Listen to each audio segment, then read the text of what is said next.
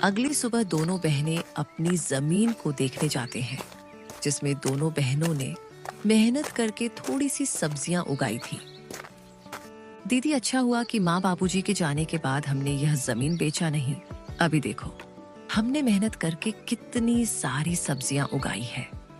अब हम किसी व्यापारी को यह बेच के थोड़े पैसे कमा सकते हैं। हाँ, तू ठीक बोल रही है। इसे बेच के कुछ दिन का तो गुजारा हो जाएगा, लेकिन क्या दीदी, इसे बेच के हम कुछ दिन ही गुजारा कर पाएंगे। उसके बाद क्या? अरे आप मायूस मत हो दीदी, मुझे सिलाई बुनाई का काम आता है। मैं वो करके घर खर्चे निकालूंगी।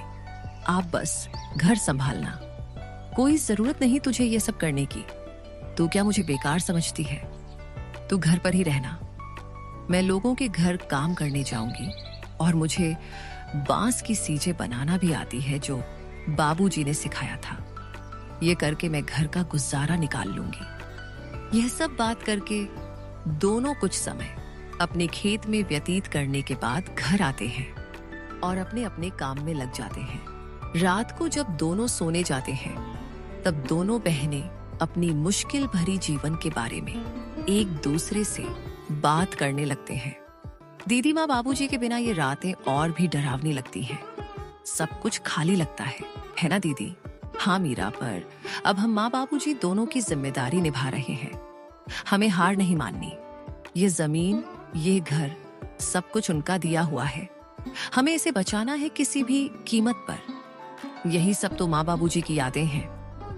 ज्योति बहुत ही हिम्मती थी। वह तो किसी से मदद भी नहीं लेना चाहती, लेकिन उसे अपनी बहन को लेकर बहुत चिंता होती थी। अगले दिन जब दोनों बहनें खेत पर पहुंची तो देखा कि इस जमीन के बीच एक खूंटी गड़ी हुई थी। दीदी, ये जमीन के बीचों बीच खूंटी कौन गाड़ गया? ये तो कल यहाँ नहीं थी और ना ही हमने इसे गाड़ी है। जरूर इसे कोई यहाँ गाड़ गया है।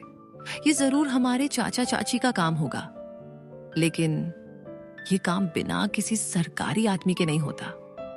इसका मतलब हमारे खेत को ये लोग बांटने की साजिश चला रहे हैं। उसी वक्त दूर से धर्मपाल आता दिखा और उसके साथ विमला और उनका बेटा कमल भी था। तीनों के चेहरे पर अजीब सी मुस्कान थी। अरे बेटियों, घबरा क्यों रही हो? हम तो बस मदद करना चाहते हैं। तुम्हारे माँ बाप के जाने के बाद जमीन की देखभाल जरूरी है। तुमसे अकेले तो होगा नहीं। चाचा जी, आपकी मदद की जरूरत नहीं है हमें। यह जमीन हमारी माँ बाबूजी की निशानी है। इसे किसी के हवाले नहीं करेंगे। अरे बच्चियों, ऐसे कैसे नहीं दोगे? ये जमीन तो तुम्हारी और हमारी है। कमल के दादाजी ने अपने दोनों बेटों को बराबर हिस्सा करके दिया था, लेकिन शायद तुम्हारे पिता अपने आखिरी दिनों में तुमसे यह बात बोलना भूल गए। इतने साल तो हम साथ ही खाए पिए हैं। हम तो तुम्हारी भलाई ही चाहते हैं।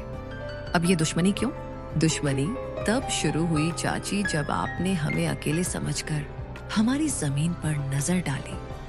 और चाची, दुश्मनी तो आप लोग हम दोनों से निकाल रही हो।